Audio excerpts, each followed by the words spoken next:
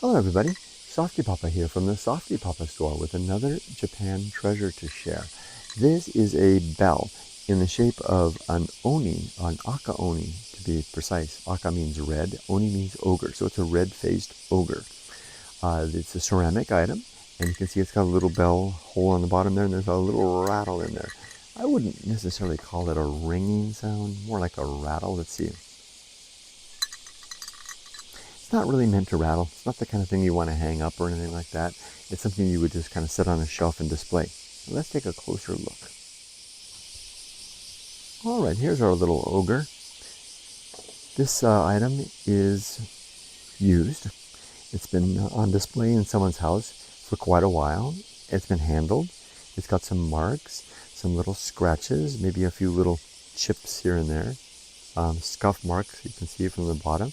But I can't see any cracks, and it does sound correct. It's got, I would kind of consider that to be a beautiful patina of age. I really like this item. Let's take a closer look still. There we go. Look at that. Hand for, well, maybe it was mold made, but then hand painted. He's got a little cord that's used to be kind of a red color, but it's kind of faded over time. It's got its little horns, painted black on the back.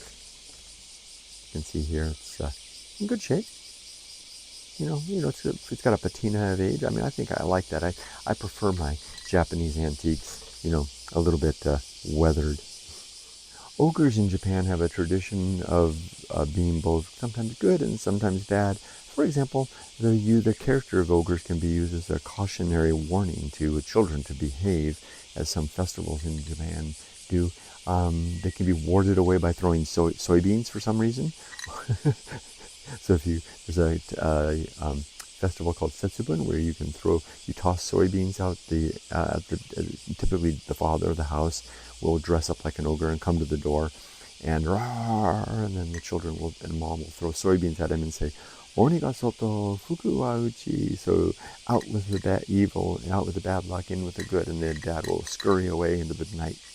So they can be used to kind of do that, to help people think about on a positive sense and to actively think towards warding away, bad luck.